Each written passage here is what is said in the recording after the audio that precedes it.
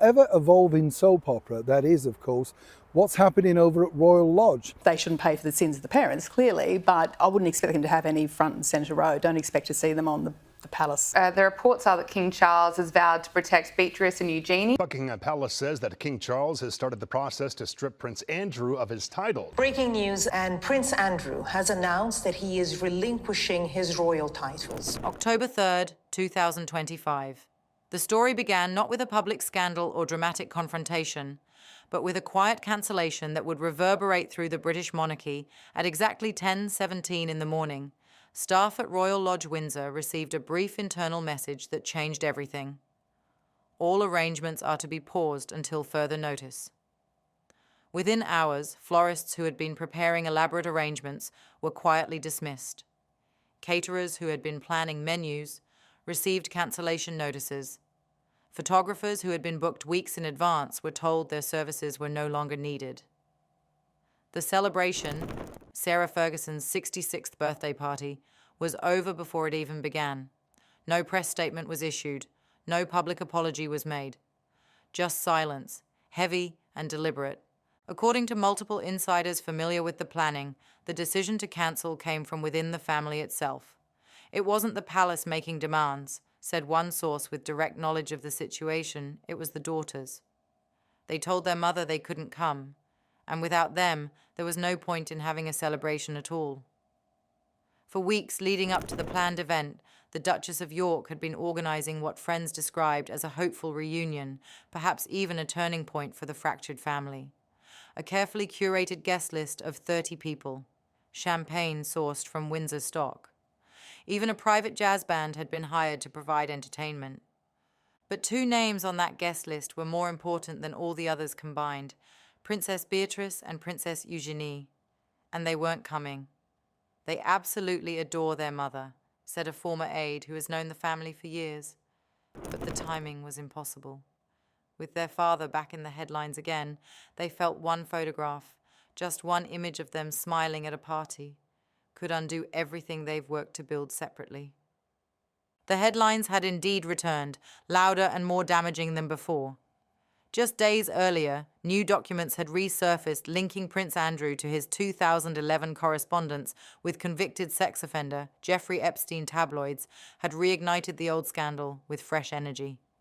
The affairs of the royal family tells you that we are living in quite bizarre times. President Trump weighed in on the whole Andrew scandal overnight. So damaging about this email is that it actually highlights the cynicism in which she's approached this. A swift number of charities that came forward very quickly in a short amount of time to distance themselves from Sarah Ferguson, the Duchess of York. Ex-wife and fellow resident Sarah Ferguson pours out her heart to staff at a secret bar called the Doghouse. Television networks replayed the infamous BBC interview that destroyed his reputation. Royal commentators across media platforms called it a ghost that refuses to die, a scandal that keeps resurrecting itself no matter how much time passes. By the morning of the planned celebration, tension inside Royal Lodge was reportedly thick and suffocating. Sarah was told directly by her daughters that the optics were too dangerous, too potentially damaging to their own reputations and careers. Another insider explained the calculation bluntly: having the girls there, smiling and laughing and celebrating, while Andrew's name trended negatively again across social media, it would have looked tone-deaf and insensitive to public sentiment. So she cancelled everything. What should have been a private family party marking a mother's birthday turned into a symbolic retreat. The first truly public sign that the House of York was breaking apart, not through dramatic confrontation or angry exchanges, but through quiet omission and strategic absence. Neighbours living near Royal Lodge reported seeing only a single car leaving the property that afternoon. No decorations were visible through the windows. No music could be heard from inside. No sign whatsoever of festivity or celebration. The gate stayed closed all day, said one local resident who lives within sight of the property.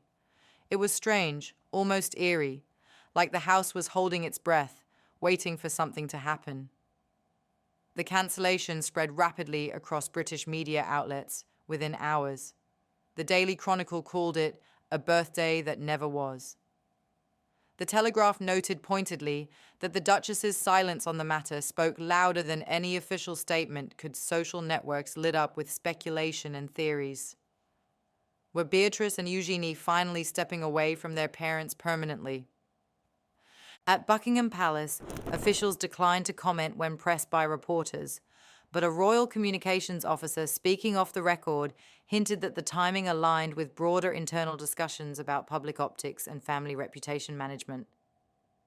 When pressed further for details, he added carefully, "Sometimes absence is the most respectful presence you can offer." For Sarah Ferguson, the cancellation represented a personal heartbreak wrapped in political necessity. For her daughters, it marked a calculated silence, the beginning of a separation neither wanted but both seemed to accept as inevitable. By that evening, the story had completely overtaken the royal news cycle. What began as a simple birthday plan had transformed into a symbol of something far deeper and more troubling. A fracture in the family once known publicly for loyalty, humor, and defiance against criticism. As dusk fell over Windsor, Royal Lodge stood dark and still against the autumn sky. Inside its walls, a mother faced the painful reality of her daughter's growing distance. And across London, two princesses, once inseparable and always devoted to their parents, had quietly taken their first definitive step away from the shadow of their family name. They all used to belong to his daughters when they were little, and they've all got, they've all got memories, or maybe he's got attachment issues. He's living in disgrace. He was stripped of his royal duties, and part of that is he's not really being paid by the monarchy anymore because he doesn't complete any royal duties. He's entitled to do what he wants, and maybe there's some plausible explanation. Andrew Windsor is spending his last weeks at Royal Lodge ranting to himself. This is the worst look Fergie has ever had. Because in 2025, inside the modern British monarchy, silence isn't just a passive reaction to scandal. It's an active message, a deliberate communication strategy. And on that October night, the York sisters had just delivered theirs with unmistakable clarity. By October 4th, the cancellation had become a national talking point, dominating royal coverage. The British press called it the quietest scandal in Windsor. But the silence that followed was anything but quiet for those paying attention to the family dynamics. Behind palace walls, decisions were being made that would reshape the York family's future. Strategic decisions, defensive decisions, irreversible decisions. And at the center of it all stood two daughters of York who had suddenly become unreachable to their parents and the media. That same morning, royal correspondents noticed a significant new entry missing from the official court circular. Prince Andrew's title, the Duke of York, had quietly disappeared from internal palace documents. Within hours, palace aides confirmed that Andrew would no longer use or request the ducal styling in any official capacity going forward. It was more than a bureaucratic formality. It was the final unthreading of his royal identity, the last remnants of his former status being systematically removed. According to one aide familiar with internal discussions, the move had been discussed for months behind closed doors, but was accelerated dramatically after the October 3rd birthday cancellation. It was meant to show accountability to the public, the aide said. But to the family members affected, it felt like a punishment, disguised as institutional reform. By October 5th, the ripple effects of these decisions reached every corner of Royal Lodge's operations. Ferguson reportedly cancelled a planned podcast recording that had been scheduled for weeks and was advised strongly by her public relations team to step back from all media appearances indefinitely.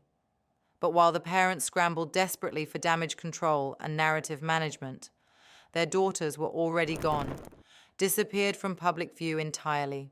To be simply Andrew Mountbatten Windsor with no letters after his name, no styles before his name, and to lose those military connections as well will really sting. He says accusations about him have become a distraction from the royal family. What's happened with Andrew losing his title and now her losing Duchess of York, it just proves that the York brand is totally toxic. There is a no-holds-barred, warts-and-all tell-all story waiting to be shared with the world. Early that morning, paparazzi stationed strategically outside Windsor noticed something highly unusual. The usually busy driveway of Royal Lodge remained completely empty throughout the day. No guards were visible. No household staff could be seen coming or going. Beatrice's car, which was normally parked in a specific spot, had been moved days earlier. Eugenie's vehicle hadn't been spotted since late September. It was as if the sisters had evaporated into thin air. They disappeared before the headlines even hit full force, said one longtime royal correspondent who has covered the family for decades. That's not panic or fear. That's careful planning and strategic withdrawal. By October 6th, the first confirmed sighting finally came. Beatrice was photographed in London's financial district, entering her office building through a discreet side entrance. No driver accompanied her. No personal assistant was visible. No security detail could be spotted. Her expression in the photographs was completely unreadable, her posture rigid and controlled.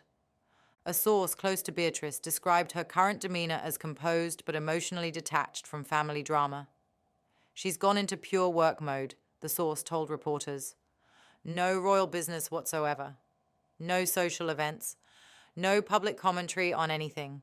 Just spreadsheets, meetings, and deliberate silence. Eugenie's next move was more publicly visible, if only briefly and accidentally. Late that same evening, a blurry image surfaced online showing her boarding a commercial flight at Heathrow Airport, husband and young child in tow. The photo, snapped quickly by another passenger who recognized her, captured only a flash of her profile with her face deliberately turned away from the camera. By morning, tabloids ran the dramatic headline, "Eugenie flees to Portugal as York's face fall out." The framing was sensational and designed for maximum impact, but the actual story behind her departure was considerably simpler and less dramatic. Eugenie wasn't fleeing scandal in panic. She was choosing deliberate distance for her family's well-being and mental health. That's it for today, folks. See you in the next video.